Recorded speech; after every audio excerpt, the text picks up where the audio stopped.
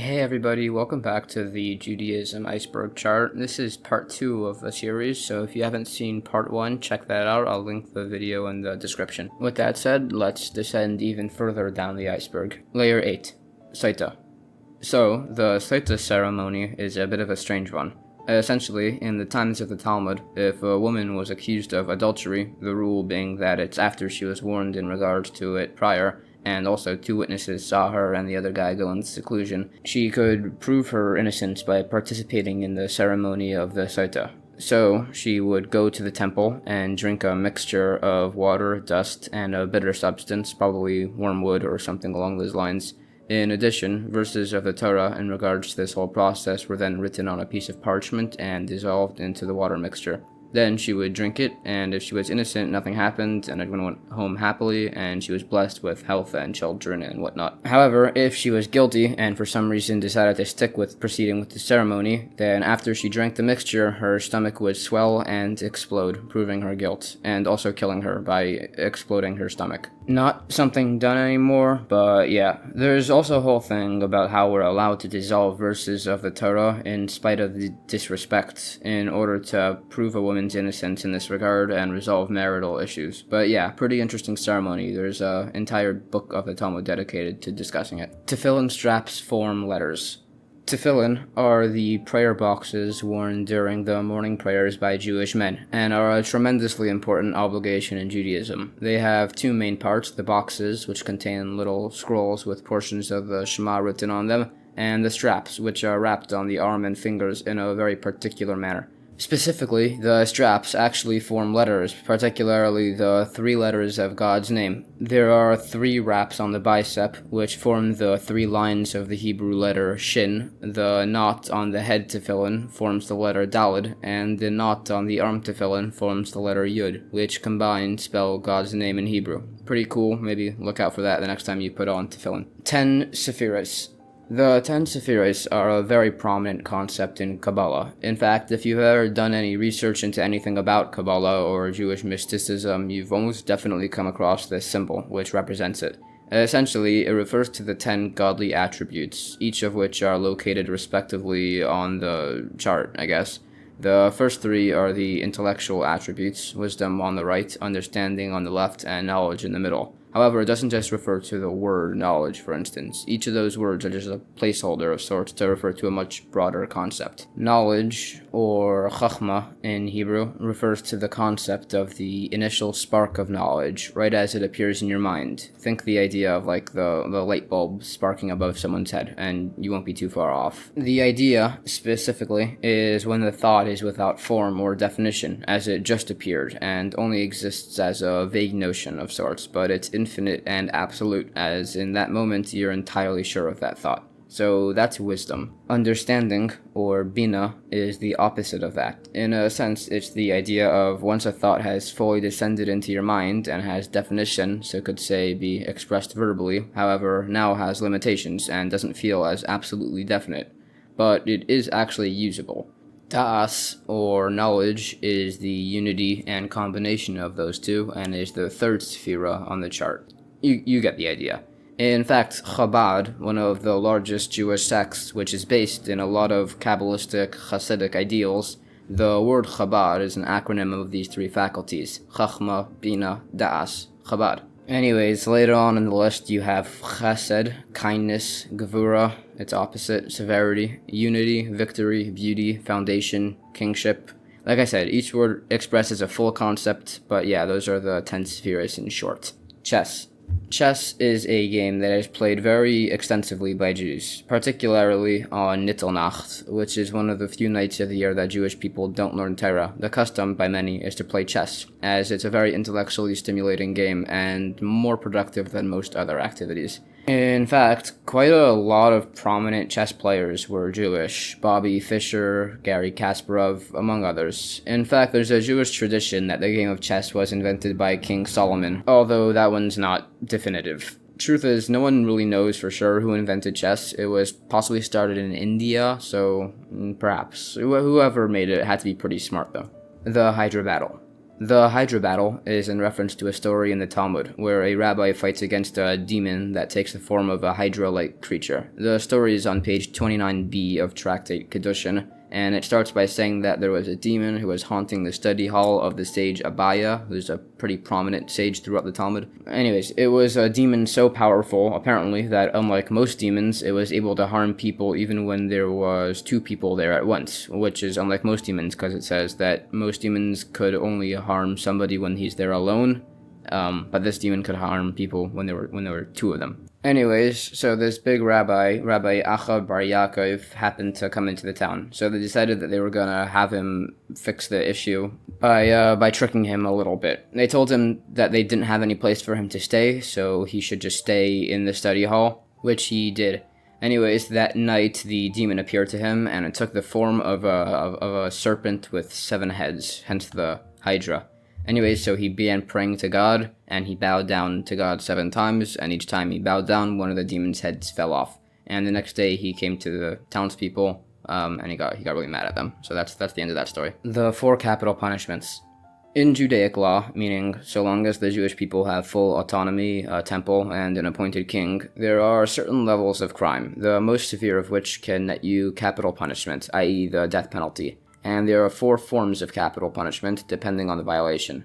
They are stoning, burning, decapitation, and strangulation. The process of which differs, but starts with the person being drugged until he's in a delirious state and won't experience any pain. Stoning begins with taking the guy and throwing him off a cliff. If he dies, then that's that. However, if he survives, they throw a giant rock on him.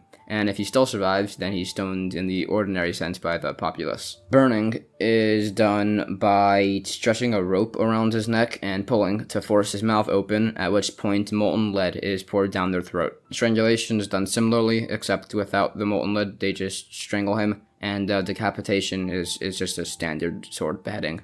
1,000 years equals 1 day.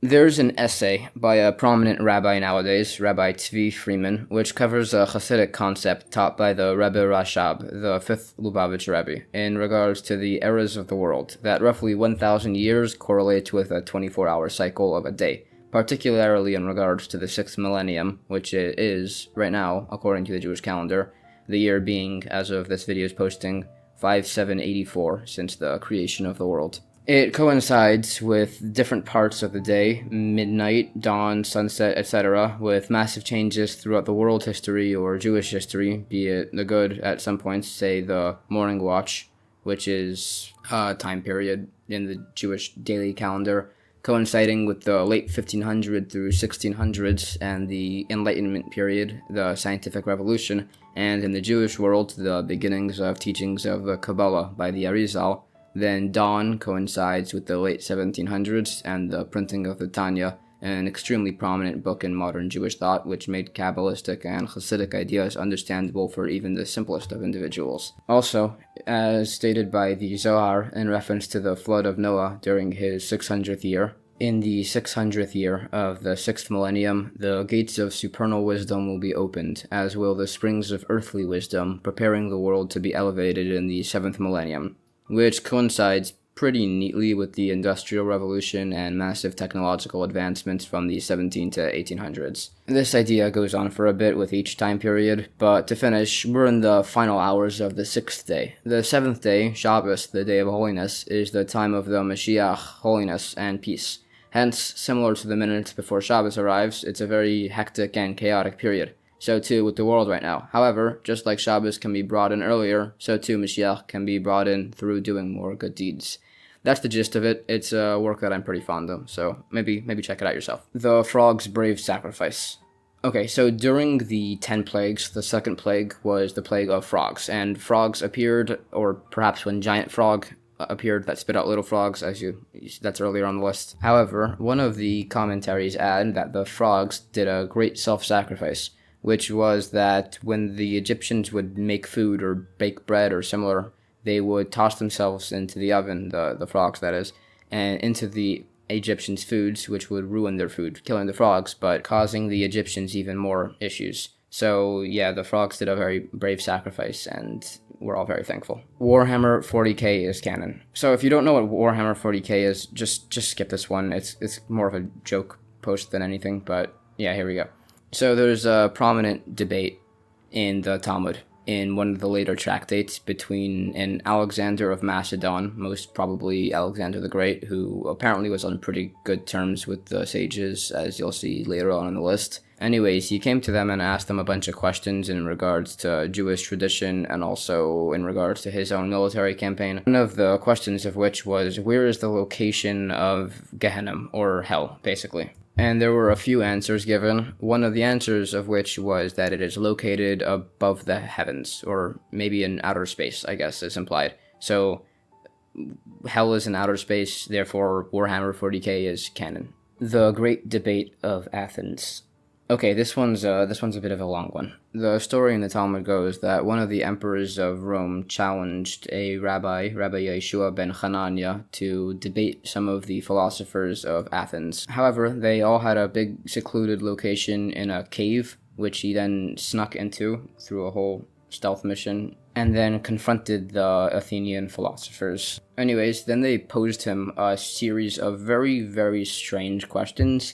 However, it's explained that each of the questions is an esoteric way of referencing some of very classical questions on Jewish theology. For instance, they began by asking a certain man who goes and asks to marry a woman and her family does not give her to him, why would he see fit to go to a family that is greater than the first?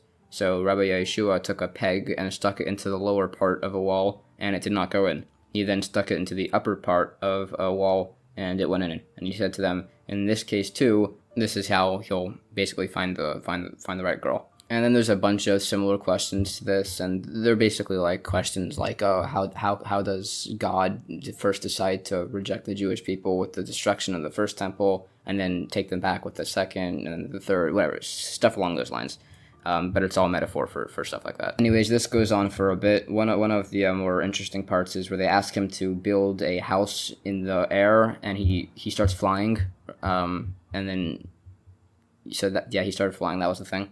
There's another thing where they bring him 2 eggs, and they ask him which is of a black hen and which is of a white hen, which is also a metaphorical thing. Anyways, this goes on for a bit, and yeah, in the end, he like bests them in the debate, and that's the whole conversation. It's a pretty interesting piece. Anyways, that's the end of layer 8, which brings us to layer 9, which begins with the 39 malachis. In regards to Shabbos, there are 39 forms of work, because obviously work isn't allowed on Shabbos, but the specifics of which are the 39 forms of work which were performed in the Mishkan, or the tabernacle, as the Jews traveled through the desert. Those 39 forms of work, called malachis, were sowing, plowing, reaping, gathering, threshing, winnowing, selecting, grinding, sifting, kneading, baking, shearing, cleaning, combing, dyeing, spinning, stretching threads on a loom, making loops on a loom, weaving threads on a loom, separating threads on a loom, tying a knot, untying a knot, sewing, tearing, trapping, slaughtering, skinning, tanning, smoothing, ruling lines, cutting, writing, erasing, building, demolishing, extinguishing a fire, kindling a fire, striking a final hammer blow, and carrying. Now, each of these 39 malachis includes quite a lot of common everyday activities. For instance, sowing will include any form of planting a tree at all, even something like watering a plant, or even something as far as pouring water on the ground outside. So that applies to each of the 39 pretty extensively, and that's why there's a lot of things you're not allowed to do on Shabbos. But yeah. Talmud Yerushalmi. So there are actually 2 Talmuds. The main one that's mostly learned by everybody is Talmud Bavli, which is the Talmud which was written in Babylonia. However, there is a second one, Talmud Yerushalmi, which was written in Jerusalem. It's a bit shorter and covers a lot of the same topics, but the style and formatting is different, and it's a lot more complicated. So generally, the one that's predominantly learned is the Babylonian one. However, some people do also choose to learn the Yerushalmi one. The practice of Molech. So there's a few idols called out by name in the Torah, specifically to not worship. One of which is the practice of Molech, which I guess was an ancient Canaanite idol of some sort. The practice of which was basically child sacrifice of a sort, except I don't think they would actually kill the child. They would take it and they would pass it through a fire, whatever that means. And I guess this was their way of representing offering the child up to their false idol of Molech, and that's forbidden in case you ever wanted to pass your child through a fire, which I don't do that. The punishment of the spies. There's a pretty interesting and unfortunate period during the Torah where the Jews are about to cross into the land of Israel. However, they get a bit nervous, so they beg of Moses and God that they allow a bunch of spies to go through the land and track it out and make sure everything's good. So Moses sent 12 spies, 2 of which were pretty good guys, but the other 10 decided to badmouth the land of Israel and say how everyone was going to get killed if they entered and how it was ruled by giants and terrible people and scared everybody. So God got pretty upset at them and caused them all to die from a horrible plague. Now, there's a pretty interesting Hasidic teaching that explains the actual motive of the spies. The spies weren't bad people or anything. In fact, each of them was a great sage amongst the Jewish tribe. However, what they did do was make a pretty severe mistake, which was that during the travels of the desert, the Jewish people didn't do any physical labor. They had all their food supplied directly to them by God. It was easy. All they did was learn Tyra and do good deeds, and they didn't need to focus or think on anything. And they thought that once they entered the land of Israel, things were going to get pretty tough and complicated, and they'd have to work for their food, and it would distract everybody from learning Tyra and make things like really tough. So they much preferred to be in the desert, which was free of any physicality or complications, as opposed to in the land of Israel, where they would have to engage with physicality and other such things. So they tried to make all the Jews afraid to enter the land of Israel, so that way they could spend the rest of their time in the desert being able to learn Torah and just not have to think about anything else. However, this, of course, was a mistake, because the purpose of people is to go into the world and engage in physicality and elevate it through using it for good things, not just hide in your room all day and study. So that was the mistake that the spies made according to some Hasidic teachings. Adam and Lilith. So there's this demonic entity referenced a few times throughout a lot of sources, including the Talmud, called Lilith, or Lilith in Hebrew. She's pretty strange, and there's not a lot on her, but it seems she's, so to speak, the mother of demons. There are some sources which say, however, that Adam, the first man, either prior to his marriage to Eve or perhaps after the sin with the tree of knowledge, married this woman, Lilith, and gave birth to all demonkind. There's not a lot about this whole thing, but still, it's a pretty interesting thing that I thought I'd stick in here anyways. Yom Kippur chicken waving. Okay, so this refers to the practice of Kaparis, which is done right before Yom Kippur starts, which is Yom Kippur being the holiday at the very beginning of the year, which is the Day of Atonement. The custom is to take the chicken and wave it around your head a few times while saying a prayer, which says essentially that the chicken should be the recipient of any harsh decrees by God as opposed to you. Then the chicken is slaughtered and given to charity. The idea definitely isn't that you're just exempting yourself from any sins by killing a chicken. Instead, the whole ceremony is more intended to serve as a wake-up call to people right before Yom Kippur starts, which can hopefully lead you to contemplate your wrongdoings and then do a proper repentance yourself. It's preferable to do with a chicken, however, it's also okay to do with some money to give to charity later on instead. Lul Love and ESR. Lul Love and ESR is a ceremony that's performed on the holiday of Sukkot. Essentially, you take 4 plants, a Lul Love, which is a palm branch, 2 willows, and a minimum of 3 myrtles, and they're all tied together, and also an esrog, which is a yellow lemon-like citrus fruit. You hold them all together, and then you wave them in each direction after saying the requisite blessing. The reason why is that each of the different plants represents a different type of Jewish person with different levels of Torah knowledge and observance, and we're bringing them all together to represent our unity as a Jewish people. The significance of rain. So all throughout the Talmud, and particularly in Tractate Tainus, it speaks at length about the importance and significance of rain. Now, this might just be because they lived back in the Middle East, wherein rain was an extremely important thing, and if you didn't have any rain, then people just weren't going to eat for a period. However, it does tie rain together with a lot of great blessings and whatnot. So if rain occurs ever, it's seen as a sign of great blessing, and that God has given favor to the Jewish people and similar such notions. I'm not sure if it's referring to rain in Israel or rain all across the world, but yeah, that's the idea.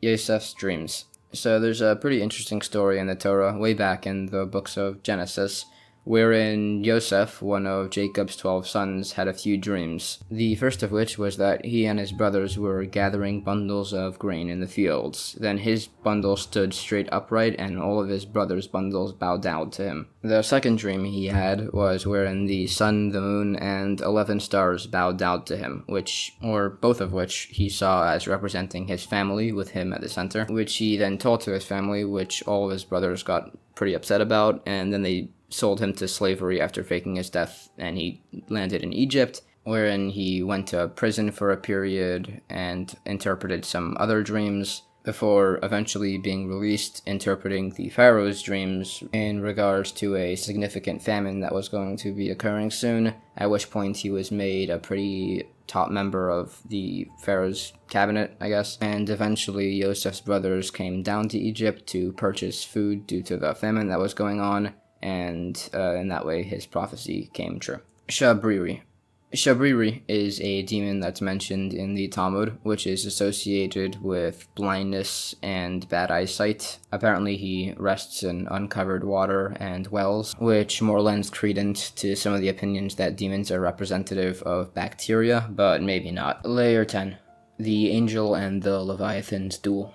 So the Leviathan, on top of being mentioned earlier on this list, was a giant beast which will be killed apparently by the giant ox during the time of the Mashiach's coming. It's explained that this whole thing is a metaphorical concept for the elevation of people spiritually once the Mashiach arrives. However, during this whole thing, it does mention a pretty interesting anecdote about the angel Gabriel, or Gabriel, would fight a battle or a duel or maybe a hunt of some sort against the Leviathan and would win with the assistance of God. Although I'm not sure how this fits in exactly with the Hasidic teaching of this event, but I'm sure it fits in somehow. I just not 100% sure what it is. The parable of the fox and the fish. So there's a famous story in the Talmud where Rabbi Akiva, one of the great Talmudic sages, was teaching Torah back in ancient Judea, after the Romans had decreed it forbidden and that anybody who was caught doing it would be executed. Anyways, so this one guy, Rav Papas ben Yehuda, walked in and went over to Rabbi Akiva and asked him, "Why are you teaching Torah? Wouldn't it be safer to just stop?" So he responded with a parable of a fish and a fox. Essentially, there was a fox walking along the banks of a river, and he saw a bunch of fish frantically swimming around. So he asked them why they were swimming so frantically, and they responded that there was a bunch of humans who were trying to catch them by spreading nets. So the fox asked them, "Hey, why don't you just come up on dry land and live with me?" So the fish responded that that would be extremely foolish, because if they left the source of their life, the water, then they would die, in spite of the dangers involved. So too, it would be unthinkable for the Jewish people to leave the source of their life, the Torah, in spite of the dangers involved. Restroom blessing. This refers to the fact that there's a little-known piece of information that as Jewish people say blessings on basically everything that they do, there's also a blessing you're meant to say after you use the restroom, which is essentially just thanking God for making your body function normally, which is a pretty important thing to be thankful for. 60-to-1 ratios. There's a pretty interesting portion in the Talmud where it states a bunch of 60-to-1 ratios, which I think are pretty interesting.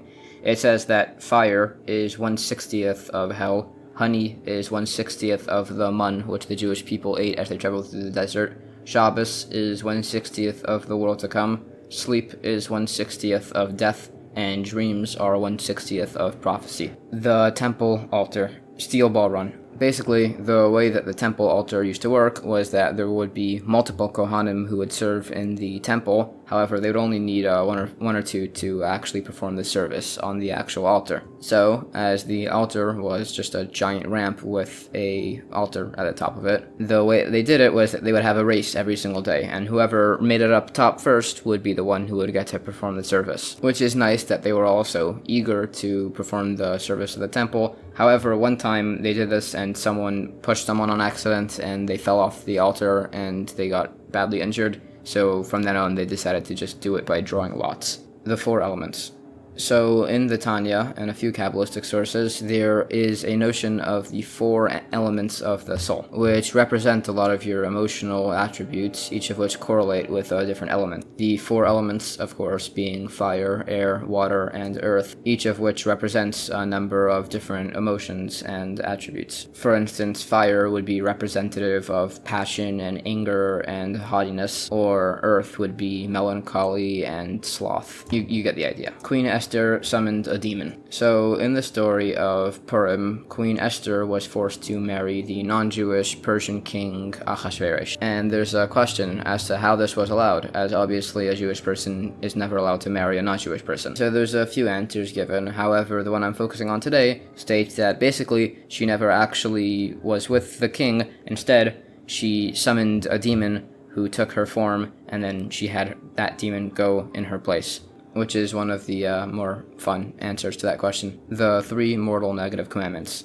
That's a terminology I'm just using to refer to the fact that, generally speaking, of all the commandments in the Torah, you're supposed to violate any of them to prevent yourself from dying. For instance, if someone's extremely sick and they have to break Shabbos to heal that person, you're absolutely supposed to violate Shabbos to help that person. Or, in some more extreme examples, if someone threatens you with death in order to violate one of the commandments, for instance, to eat not kosher, then you're still allowed to violate one of the commandments. However, there are 3 things which you are on absolutely no circumstances allowed to violate, even if it means your death. And those 3 things are to, 1, not worship a false idol, 2, to not have any improper relations, and 3, to not kill anybody. So if you're faced with any of those 3 things, you're meant to die before you do them. There's also differences in regards to common things, if it's a time of great danger for the Jewish people, or if you're in public, or similar such notions, but that's the basics of the idea. The Cabalistic importance of learning. In short, to summarize this one, because it goes on for a bit, basically learning Torah holds extreme Cabalistic importance, because the idea of learning and fully grasping a concept is for your mind to become subsumed and enclosed in it. So the idea is that as the Torah is God's will, when you learn Torah fully and properly understand it, particularly more complicated notions like the Talmud or Mishnah or similar, when you fully comprehend and grasp it, then you're enclosing yourself in God, so to speak. Hence, there's a particular importance in learning Torah. The sages banish idolatry. So, idolatry and such notions are pretty common throughout the Torah. However, it's a bit of a question, because nowadays, no one really wants to serve idols.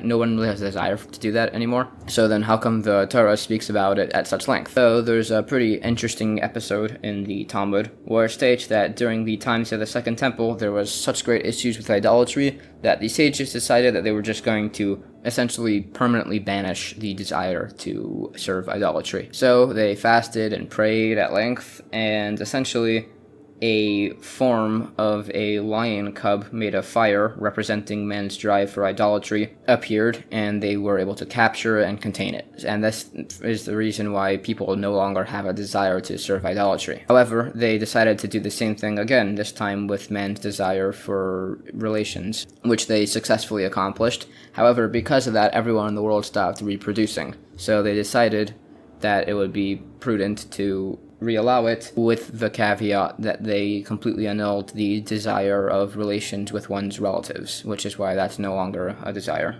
Okay, layer 11. The sun revolves around the earth.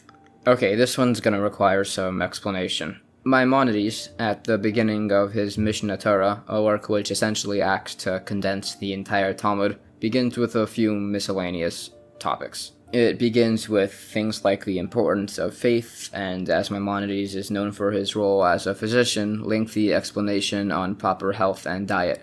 He does, however, go on a lengthy diatribe about the nature of the sun, stars, and planets, sourced in some very old tradition. And one of the most controversial points is the statement that the sun revolves around the earth. Now, initially this seems ludicrous. Of course the earth revolves around the sun. This is like old science. Thing is, it's not actually definitive, unless you're using, well, old science. According to modern sciences, particularly Einstein's laws of general relativity, motion is entirely relative. So, as long as you're within the system of orbit, you could never truly tell which sphere revolves around which, as it's relative to the object. The only way you can know for certain is if you left the system entirely and then looked in from outside. So realistically, it's kind of false, according to modern science, at least, to say with objective certainty that the Earth revolves around the sun. And in fact, it could very well be in accordance with Maimonides. Okay, that aside, a lot of people have a hard time with this one. It just, I don't know, seems so medieval. I get it. I just, do some research. AI does not know Gemara. Okay, this one I put in here because while I was doing research for these videos, once or twice I tried to use AI to just quickly pull up an answer, and it completely gets everything wrong in regards to the Talmud. I don't know why. I maybe there's just not enough data on the internet for it to compile, but it almost always gives you a false source or just misquotes things. So if you're ever going to try to learn the Torah, or I don't know about the Torah, but definitely the Talmud or any similar more esoteric Jewish books, definitely don't use AI. Use a qualified rabbi. Or better yet, just look up the source yourself. Chitas Rambam. So there is a program which is instituted that a lot of Jewish people follow, which is essentially to read a daily portion of the Torah, Tehillim, which is Psalms, and Tanya. As there's a portion of the Torah read once every single week, you divide each portion into sevenths, and then you read 1/7 of the Torah portion every single day. The Tehillim is read in a monthly cycle, with a portion being 1/30th, and the Tanya, which is in a yearly cycle. As for Rambam, specifically to learn his Mishnah Torah, the cycle is either to learn 1 chapter a day and finish the whole thing every 3 years, or to learn 3 chapters a day and learn the whole thing every 1 year. Daf Yomi. There's a similar thing with the Talmud, which is to learn 1 daf, which is a way of saying a page being referring to both sides of the page, so technically 2 pages, but it's 1 page, because the Talmud has pages sorted into side A and side B of 1 page, whatever. So you do 1 page every single day, which is what daf yomi means, and then you'll finish the entire Talmud in about 7.5 years. What it means to destroy Amalek. So there's a commandment in the Torah to utterly destroy the tribe of Amalek, which were a pretty nasty group of people who caused a lot of issues for the Jewish people as they traveled through the desert and also later on. In fact, Haman was a descendant of theirs. However, what they represent spiritually is the desire to quash any religion or excitement or passion in regards to such notions, as is seen by a lot of the things which they tried to do during the times of the Torah, which was to cause issues for the Jewish people by fighting against them, not in hopes of defeating them, as they were a much more powerful force at the time, but in hopes of showing that everybody that they weren't invincible and were capable of being fought against, which, because of this, caused a bunch of issues later on down the line for the Jewish people as they traveled through the desert and afterwards. So the spiritual notion of Amalek is the part of a person which tries to squash any excitement or joy in regards to spiritual or holy matters, saying, this is stupid or whatever, such notions. And the purpose of destroying Amalek is to make ourselves not succumb to these thoughts and instead be happy and passionate about important things. Writing to gravesites. So there's a very prominent custom amongst religious Jewish people wherein they have great sages or rabbis or rebbes or similar, and the custom is to write letters to them while they're alive and getting answers and asking for blessings and whatnot. However, after their passing, it's also a custom to continue this and to write letters to their gravesite and to place it on the grave or similar. People even do similar such notions by writing letters and putting it in the kosel wall. Anyways, it's just a way of connecting to the sage and asking for a blessing, as, even though they're not here physically, they're still with us spiritually, and yeah, that's why a lot of people write letters to grave sites. Bittul Tyra. There is a notion called Bittul Tyra, which isn't really focused on so much, but basically it's the idea that you're really never not meant to be not learning Tyra or doing things which facilitate that. So if you're ever just wasting your time, that's not really allowed.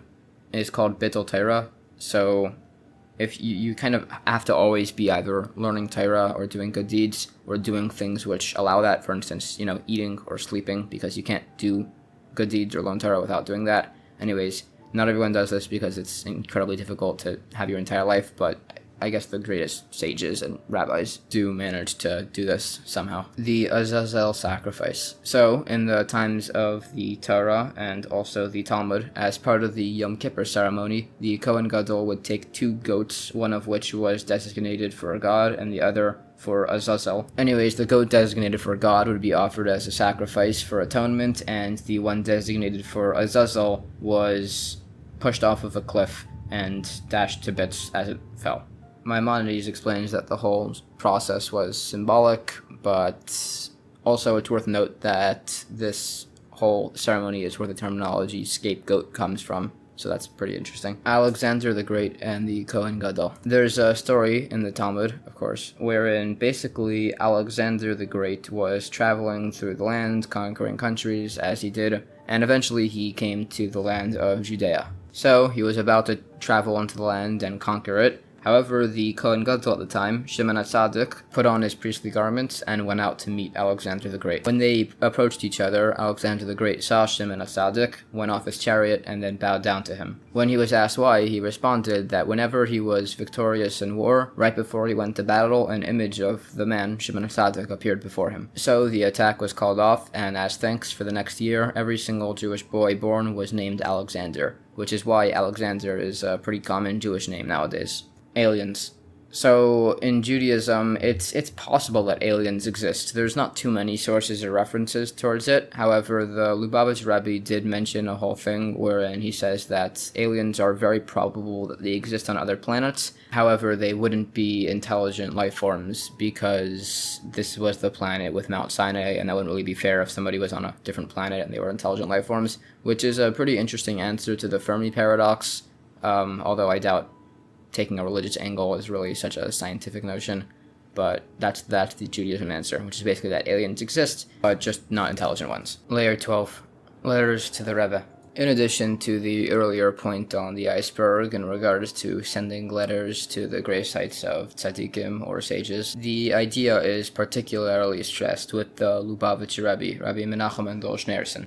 His gravesite, the Oil in Queens, in New York, has tens of thousands of people attend it every single year in order to pray or write a letter and place it on his grave. It's a very important practice amongst Chabad Jewish people, and also non-religious or even some not Jewish dignitaries attend this location to pray or write a letter. People write letters often asking for blessings of health, children, wealth, or similar. And yeah, like I said, it's a very important tradition. The Ken Godels Breastplate. The Ken Gadol, the high priest who served in the temple, had a special breastplate with 12 stones on it. Each stone represented one of the 12 tribes and had the names of each individual tribe engraved onto their respective stone. The stones were ruby to represent the tribe of Reuven, praise to represent the tribe of Shimon, carbuncle for Levi, emerald for Yehuda, sapphire for Yisachar, pearl for Zevulun, leshem, which is a stone which we're not entirely sure what it is, for Dun, turquoise for Naphtali, crystal for Gad, chrysolite for Asher, onyx for Yosef, and jasper for Benyamin. Also, during the times of the temple, God would communicate through the breastplate by shining a light through the letters that were carved onto the stones to form words, in order to give advice or answer questions posed to the Kohen Gadol or the heads of the tribes of Israel. As for where the breastplate is nowadays, it was probably hidden away, so we have no idea.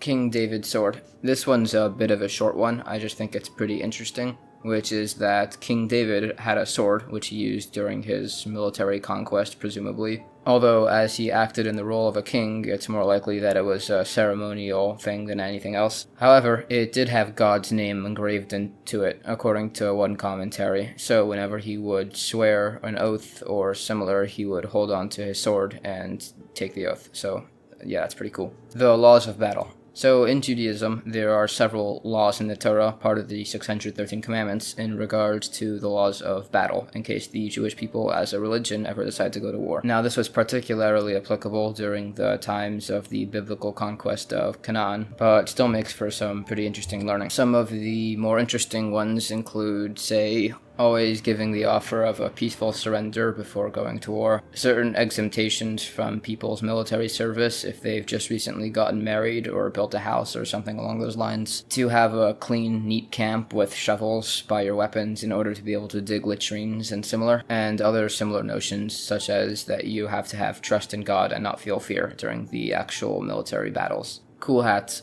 So what this refers to is that nowadays a lot of Jewish sects wear interesting hats. For instance, some wear fedoras, some wear those big round hats called a strymel or a spudik or something along those lines. Different Jewish sects have different customs as to which hats they wear. The reasons for which is that it's generally customary to wear a hat as a sign of respect before God, obviously. So a hat is worn most generally while you pray, but also some people just wear it always. The actual specific type of hat worn is dependent on the Jewish sect and its custom. For instance, some wear the big circular one called a strymel because they're descended from Russia, where that was a very common hat for upper class people to wear, and that's what the Rebbeim or Rebbes or similar would wear. And yeah, similar such notions with each individual hat. It just depends on the individual sect. Avraham's gifts of sorcery. So it's well known that Avraham had two main sons, Yitzchak, who would give birth to Yakov and Esav, Yakov being the father of the 12 tribes and therefore the source of the Jewish people, and Avraham's other son, Yishmael, who's relevant for a lot of other reasons. However, a while after, and after the death of Abraham's wife, Sarah, Avraham got remarried to a woman by the name of Keturah, who, according to some sources, was his prior wife, whose name was Hagar. But anyways, so they had 6 other sons, whose name were Zimron, Yakshan, Midon, Midian, Yishbak, and Shuach, who are basically just never brought out through the entirety of the Torah, but they're there. Anyways, it says that Avraham gave all of his possessions to Yitzchak, as he was the main inheritor of all of his stuff. But it says to the other sons he also gave some additional gifts. And according to some commentaries, these gifts were the teachings of magic and sorcery and black magic. So they and their descendants were the main source of black magic and sorcery for the rest of the history. So there are 12 months in the Jewish calendar: Tishrei, Cheshvan, Kislev, Teves, Shvat, Adar, Nisan, Iyar, Sivan, Tammuz, Av, and Elul. Every single one of these months has a holiday in it. Tishrei has Rosh Hashanah, Yom Kippur, Sukkot, and Simchas Torah. Kislev has Hanukkah in it. Teves has Asara B'Teves, which is a fast day commemorating the Babylonians besieging the first temple of Jerusalem. Shvat has the holiday of Tu B'Shvat, which is the birthday of trees. Adar has Purim. Nisan has Passover. Iyar has Lag BaOmer, which was earlier on this list, and Sivan has Shavuos, which commemorates the giving of the Torah. Tammuz has Shiva Asar B'Tammuz, which is another fast day. Av has Tisha B'Av, which is the fast day which commemorates the destruction of both temples. And the month of Elul is considered an entire month of preparation for the holidays of Rosh Hashanah and Yom Kippur. So the only month of the Jewish year which doesn't have any holidays or special days or anything similar is the month of Cheshvan, which is the second month. So it's called Mar Cheshvan, which means bitter Cheshvan, because there's no reason for it to be joyous. So, sad month, I guess. The Fast of Esther. During the Purim story, one of the main events was the fact that Esther had to make an audience with the king to request assistance in regards to helping the Jewish people from the destruction by the decree of Haman. However, the rule was that nobody, not even the queen, was allowed in front of the presence of the king without express permission by him. Anyone who came in violation of this decree was immediately sentenced to death, and clearly the king had a history of executing his wives. However, Esther realized that this was something that had to be done, so beforehand she fasted for 3 days. Now obviously the story worked out pretty well and Ahasuerus found favor in her and granted her what she wanted. However, it still was a very dangerous and significant moment during the whole event, so to commemorate that right before Purim, the day before, it's a fast day wherein everybody fasts to commemorate this event. Layer 13. Benyamin was a werewolf. So Yakov, the forefather, had 12 sons, which would eventually become the 12 tribes of Israel. The 12th and youngest of his sons was Benyamin, who Yakov was known for being extremely protective over. Also, the symbol on Benyamin's flag was a wolf, and this was because his father, before his passing, blessed Benyamin, stating that he was a ravenous wolf, and he consumes his foes and then divides their spoils.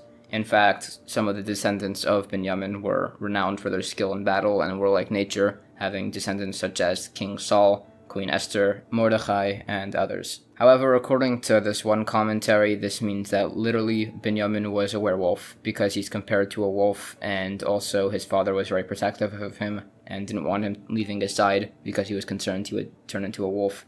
I'm not 100% sure about this one, but maybe it's metaphorical. Yakov's neck turned to stone.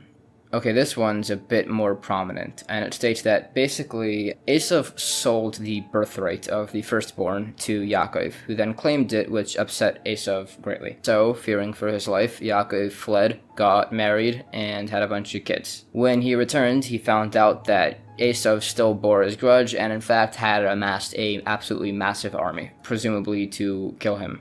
So, what he did was he sent a bunch of gifts to try to appease his brother, and then finally appeared before him. At which point Esav, in front of his entire army, ran before Yakov and hugged him and kissed him. And then everybody was happy and moved on from there. However, according to one commentary, Esav didn't actually intend to kiss him, he intended to bite out Yaakov's throat. However, in that moment, God performed a miracle, and Yaakov's neck turned to stone, causing Esav to be unable to do this, thus saving his life, and everybody moved on from there. Rachel and Leah were great sisters. So what this refers to is that Yakov married two sisters, Rachel and Leah. He actually only wanted to marry Rachel, and worked in her father's field for 7 years in order to be allowed to marry her. However, on the day of the wedding, the father put Rachel's sister, Leah, in the wedding dress with her face, of course, covered instead. Now, Yakov had suspected this because Lavan was known for his trickery and dishonesty, and devised a plan with Rachel where they made a secret code of sorts in order that she would be able to identify herself to him during the wedding to say that she was the actual true sister. However, after Leah was picked, Rachel saw that she would be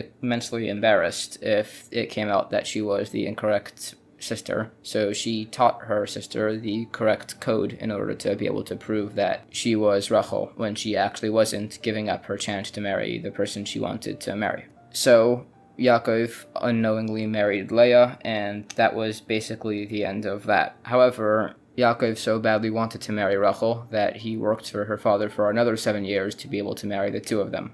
And it's a very important moment in the Torah that teaches the importance of being kind to others and saving them from embarrassment, even at great personal cost, and especially if they're your siblings. Avraham made a golem cow. So, earlier than all those events in the Torah, towards the beginning, Avraham had guests over by his house during a very famous story, and the guests were actually angels, but whatever, it's a whole thing. Anyways, it says that he made a cow for them, and according to one commentary, being that Avraham was one of the more likely candidates to be the author of the book Sefer Yetzirah, which apparently teaches one how to do a lot of very Cabalistic things, such as, for instance, make a golem. It's very possible that this cow that he made was actually a golem cow, which he then served to them, which would also explain how he was able to serve it with dairy later on, because obviously that would be in violation of the laws of kosher. So, it's possible. The 12 tribes banners. So, in addition to each of the 12 tribes having a representative stone on the Ken Godels Breastplate, they also had an individual flag with a sigil on it, each of which represents either a significant aspect of the leader of the tribe or a significant moment during their history. They are Reuven on a red background of mandrake flowers, which represent the time that he gave flowers to her mother in order to help her with her pregnancy. Shimon, a green flag with the buildings of the city of Shechem, which him and his brother killed everyone inside after they assaulted his sister. Levi, a red, white, and black flag with the Ken Godels Breastplate. Yehuda, a blue flag with a lion to represent their royalty. Yisachar, a dark blue flag with a sun and a moon. Zevulun, a white flag with a ship to represent that they would be merchants. Dan, a blue flag with a snake. Naphtali, a dark purple flag with a deer. Gad, a black and white flag with a tent camp. Asher, with a pearl-colored flag with an olive tree. Yosef, who had two sons who each had their own flag, Ephraim being a bull, while Menashe, his other son, had an ox, and Benyamin had a multicolored flag with a wolf on it. Astrology is actually a thing. So throughout the Talmud, it mentioned that basically astrology is actually kind of a thing. It lends pretty good credence to the fact that people born during certain months or under auspicious times will have certain attributes or things, concepts or similar tied to them. For instance, being born under different planets like Mars will result in one thing or similar. Some people say it's just not literal and can be disregarded, others say not. So maybe astrology is actually a thing. Ancient medical advice. So this is another thing, similarly to the previous in the Talmud, where it goes every once in a while just into very lengthy diatribes about ancient medical advice, some of which are more spiritual in nature, stuff like bloodletting, making poultices, and similar such notions. You can look into it, but there's a lot on it, and I'm not going to go through every single example given, but yeah, there's a lot of ancient medical advice throughout the Talmud. Some laws of nature changed. So there's a notion, which actually is in regards to the previous entry, which is that a lot of the ancient medical advice, some of the instances given are kind of spiritual in nature and include kind of Cabalistic rituals or similar, some of which don't work nowadays. And the answer given to a lot of this is the fact that some laws of nature basically changed. And the reason why is because in regards to a lot of spiritual matters, the world has become less spiritual over time, and because of that, a lot of spiritual medicinal concepts would used to work because the world was spiritual, so you could use spiritual medicine kind of things. And now, since the world is not so spiritual, a lot of those things don't work anymore, which sort of related to a lot of things on this list in regards to more spiritual matters like demons or ancient medical advice here, or yeah, you get the idea. God created an old world. So this one's a bit of an interesting one. There's a lot of questions asked by some theologians, which is, according to the Jewish calendar, the world is 5,784 years old as of the making of this video. No less than 6,000 years, which obviously doesn't line up with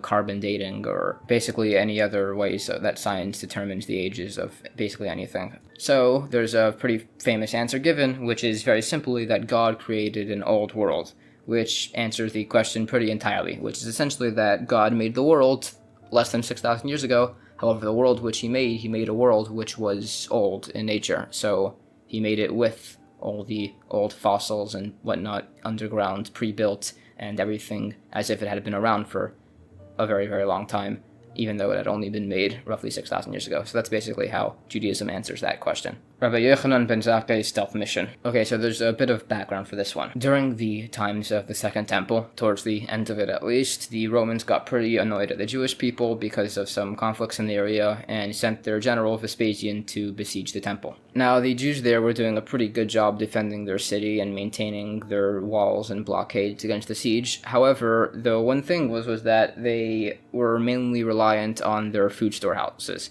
And according to the Talmud, they had a lot of food stored in their houses, specifically about 27 years worth. However, there was some pretty significant division amongst the populace of Jerusalem. Basically, there was the normal people who decided, hey, we could just wait the Romans out because we have enough food to last for a few decades and we're doing a pretty good job so far. However, there was another group of people, historically known as the Zealots, who decided, no, that we have to fight against the Romans for some reason.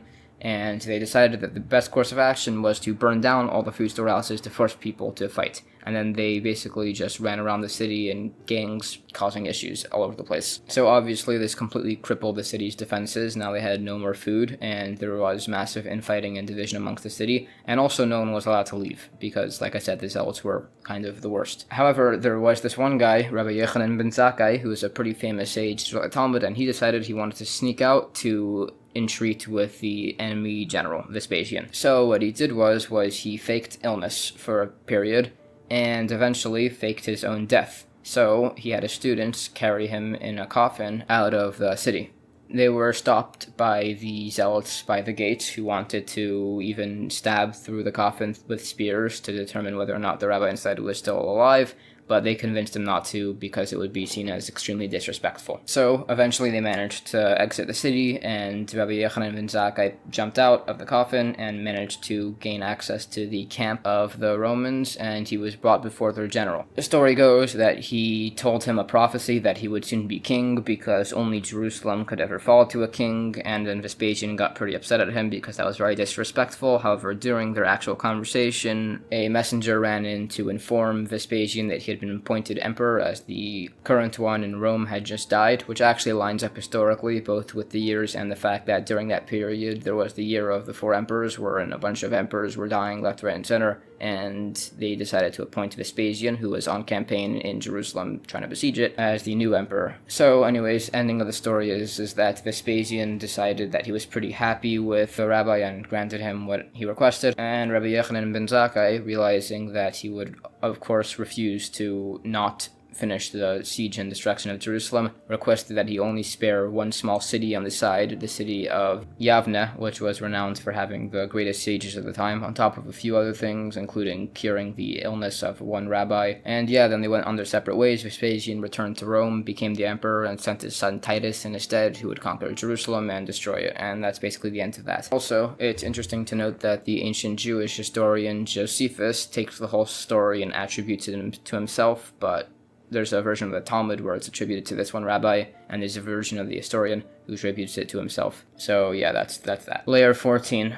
Magic dust. So the story goes that Avraham, the patriarch, had to deal with an issue during that region where there was a war between a bunch of kings, during which his nephew, Lot, got captured. So to help solve the whole thing, he joined the sides of one of them, and he threw dust at one of the armies of the kings, and the dust became spears and arrows and other dangerous, sharp objects, which decimated the enemy army. Anyways, during the times of the Talmud, there's a famous story where a guy by the name of Nachum Ish Gamzu was tasked with carrying a small fortune as a gift to one of the newly appointed Roman Caesars. However, along the way, he stayed at an inn, at which point the owner opened up his treasure box in secret, saw the treasure inside, and swapped it out for dirt. So, unbeknownst, he carried on his mission and brought it before the emperor, opened it up, and it was dirt. So the emperor got pretty upset, of course, and was about to have him executed, when suddenly one of the men of his court, who, according to the Talmud, was Elijah the prophet, stepped forward and said that perhaps this was the same dirt which Avraham threw at his enemies, which became arrows and spears and whatnot, and could be used in a military campaign, so it was actually a very good gift.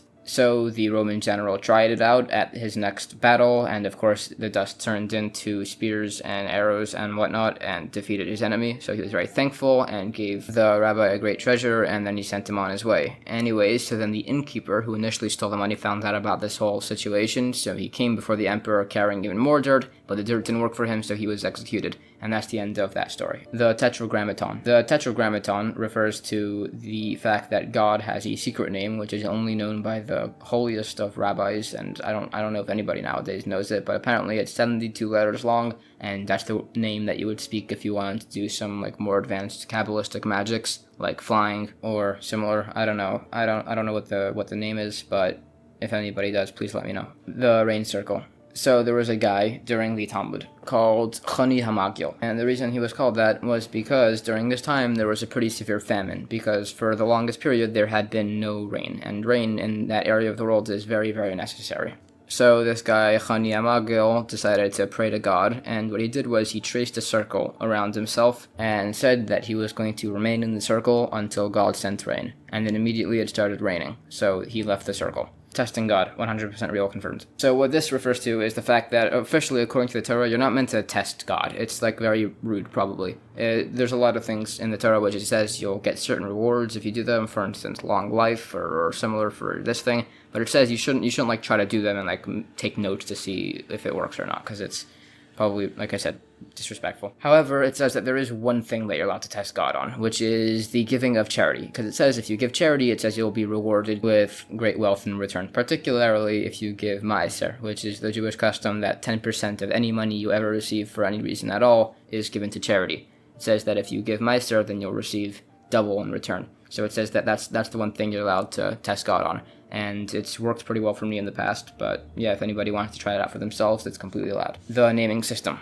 So in Judaism, there is a naming system which takes place, which is how Jewish people get their names. The naming system essentially goes as follows. First of all, you don't ever name a person after a relative that's alive, as that's considered not a very great sign. And the reason why is because you're meant to name the child after a relative who has just recently passed away, a grandparent, for instance, or something along those lines. Alternatively, you should name it after a great rabbi or a sage, or you name it based off of the date it was born, if that holds any significance. For instance, if the child was born on Hanukkah, you would probably name the child Yehudis or Yehuda if it was a boy or a girl. Or if it was born on Purim, then you would name him Mordechai if it was a boy, or Esther if it was a girl. But if those names were already taken, then I guess you just have to pick something else. Anyways, that's how Jewish people have their names decided. Napoleon Bonaparte versus the Alter Rebbe. So according to Jewish legend, Napoleon Bonaparte and the Alter Rebbe did not get along very well at all. They lived around the same time, and the Alter Rebbe was notoriously against the activities of Napoleon, particularly with his many anti-religious sentiments, to the point where the Alter Rebbe attributed Napoleon to using black magic or other similar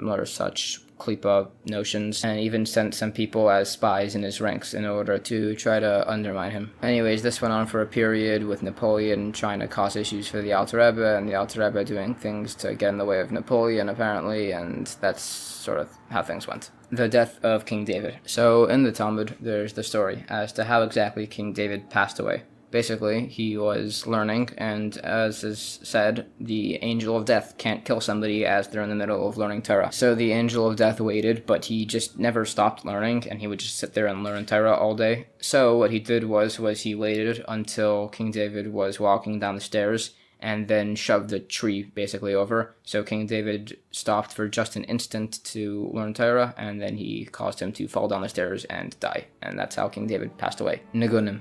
Nigunim are Jewish Hasidic songs, the idea of which being is to be a very meditative, contemplative piece, which is supposed to evoke the emotions of the soul, and often represents a lot of Cabalistic or Hasidic concepts in its tune. It's often the main pieces of music that are listened to by very religious, particularly Chabad Jewish people. In fact, generally speaking, the music playing in the background of this video is such a piece. Tzadik v'Tovlei and Tzadik v'Ralei. These two, the Tzadik v'Tovlei and the Tzadik v'Ralei, are two concepts brought up at length in the Tanya. Essentially, as every person has two souls, the good soul and the bad soul, the animal soul and the godly soul, those two souls fight within one another, giving man the temptation to do bad or to do good. And it's their job, obviously, being a person has free will, to decide between the two of them. However, rarely there are some people called tzaddikim who just don't have an evil inclination, meaning that they just don't have any desire to do bad ever. And these people, like I said, are called tzaddikim and refers to only the most righteous of people in history, like people like Moses or King David or similar. And there are two levels of which. There is the tzaddik v'ralei, which is a person who just doesn't have a bad soul, but he's called v'ralei, which means that he has bad to him because he hasn't fully, completely, utterly destroyed the bad soul. And this is based off the fact that the other one, the tzaddik v'tovlei, which means a righteous person who has good to him, has so completely destroyed his bad soul that it's become another good soul, which is how you know it's fully gone. Anyways, it's a very esoteric concept, but yeah, that's essentially what that is. In every generation. So there's another Kabbalistic concept, which is that in every generation, a person is meant to regard himself as if he has personally left Egypt. What this means is that, spiritually speaking, your body, quote unquote, is considered the exile of your soul, because your soul is sort of forced to go down into your body, even though it was much more enjoying itself up in heaven, because it's a spiritual thing and it doesn't really like being in a physical low world. However, it does it anyways because that's its purpose and mission, to elevate this world by going down into it. However, what a person could do is spiritually have an exodus from this exile, which is the notion of in every generation a person should consider himself as if he left Egypt,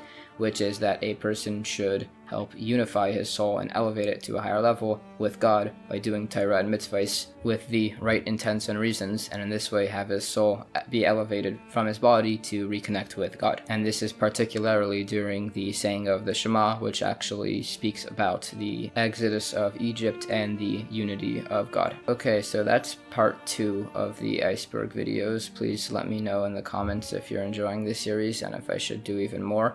With that said, thank you so much for watching. I hope you learned something new, and have a good night.